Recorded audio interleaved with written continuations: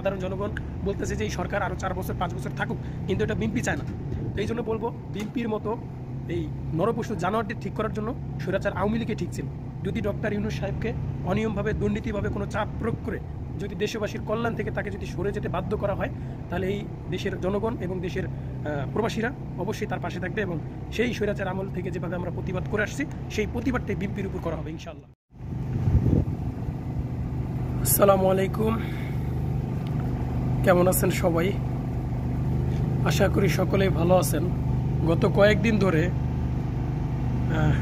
Doctor Yunus স্যারকে নিয়ে বিভিন্ন দল যেভাবে উঠে পড়ে লেগেছে, আসলে সেটা মানে ভাল লাগে না আর কি, কিছু বলতে মন চায়। তো ভিডিওটি ধৈর্য সহকারে দেখবেন, না টেনে।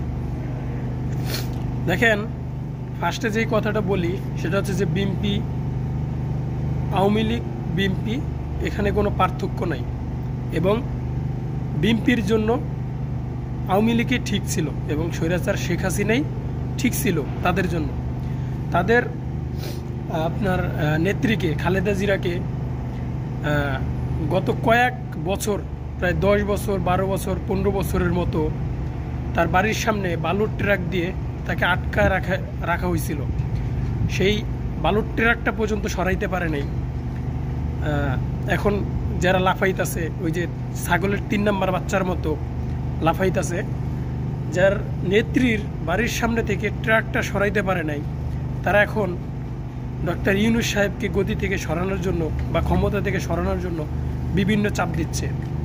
আমি গত কয়েকদিন ধরে দেখতেছি যে সালাউদ্দিন আহমেদ, বিএনপির ওই যে লম্বা চূড়া হিজলার মতো দেখা যায় বাঞ্চদের বাচ্চারে, ওয়ে নাকি বলছে যে ডক্টর ইউনূস সাহেব পদত্যাগ করলে জাতি নতুন কিছু পাবে না কি একটা বলল। এই গাদার বাচ্চারে ওরে পিটায়া আর ল্যাং ছুটা দেওয়ানোর কাম গাদার বাচ্চারে। আরও বিএনপির আরও অনেক বলছে, মির্জা ফখরুল সাহেব, তারপর আরও অনেক নেতা বেতা আছে যারা 16 বছর বিলের মতো ইন্দুরের গদের মধ্যে পলাইছিল, তারা এখন বড় বড় কথা বলতেছে। আমি একটা কথাই বলতে চাই, জাতিকে একটা মেসেজ দিতে চাই, সেটা হচ্ছে যে 16 বছর তো আমরা প্রবাসীরা, আমাদের দেশের সাধারণ মানুষরা সরকার নামানোর জন্য আন্দোলন করছে বা সরকারকে ঠিক করার জন্য আন্দোলন করছি আমরা। এখন আমরা একটা জিনিস কি পারি না, যে এই সরকার, এই ডক্টর ইউনূস সাহেবকে রাখার জন্য আমরা কি আন্দোলন করতে পারি না? আমরা সকল প্রবাসীরা এক আছি এবং দেশের জনগণ আশা করি যে ডক্টর ইউনূস সাহেবের পাশে থাকবেন এবং তাকে রাখার জন্য আন্দোলন করবেন। আমি সকল প্রবাসী ভাইদেরকে বলছি, যেমন স্বৈরাচার সরকারকে হাঁটানোর জন্য, সরানোর জন্য আমরা যেভাবে রেমিটেন্স বন্ধ করে পাশে ছিলাম, দেশবাসীর পাশে, দেশের মানুষের পাশে, সেম আমরা ডক্টর ইউনূস সাহেবের পাশে থাকবো, যাতে বিএনপির মতো সেম আওয়ামী লীগের রূপ নিয়ে এই বিএনপির যত চেলাবেলা আছে এবং বিএনপির যত অপশক্তি আছে, সেই অপশক্তিকে যাতে রুখে দেয় ডক্টর ইউনূস সাহেব, যাতে জয়ী হয়। এবং বিভিন্ন পর্যায়ে ডক্টর ইউনূস সাহেবকে আপনার সরানোর জন্য, গদি থেকে নামানোর জন্য বিভিন্নভাবে চাপ প্রয়োগ করতেছে। এবং গত কয়েকদিন হবে, কালকে তিনি বৈঠক করেছেন। কালকে হচ্ছে কয় তারিখ? কালকে আপনার 24 তারিখ গেছে, যমুনায় বৈঠক হয়েছেন ডক্টর ইউনূস সাহেব এবং বিভিন্ন দল নিয়ে। সেখানে বৈঠক হয়েছে যে ডিসেম্বর এবং জুনের মধ্যে নির্বাচন হবে।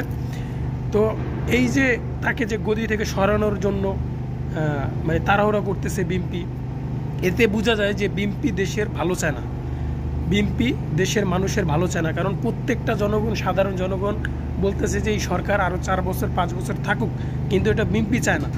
তো এই জন্য বলবো, বিএনপির মতো এই নরপশু জানোয়ারদের ঠিক করার জন্য স্বৈরাচার আওয়ামী লীগে ঠিক ছিল, এই কুত্তার বাচ্চাদের। তো প্রবাসী ভাইরা, আজকে এখানেই ছিল। শুধু একটা কথাই বলবো, যদি ডক্টর ইউনূস সাহেবকে অনিয়মভাবে, দুর্নীতিভাবে কোনো চাপ প্রয়োগ করে যদি দেশবাসীর কল্যাণ থেকে তাকে যদি সরে যেতে বাধ্য করা হয়, তাহলে এই দেশের জনগণ এবং দেশের প্রবাসীরা অবশ্যই তার পাশে থাকবে, এবং সেই স্বৈরাচার আমল থেকে যেভাবে আমরা প্রতিবাদ করে আসছি সেই প্রতিবাদটাই বিএনপির উপর করা হবে ইনশাআল্লাহ। তো আজকের মতো এখানেই ছিল। সবাই ভিডিওটা শেয়ার করবেন। খোদা হাফেজ।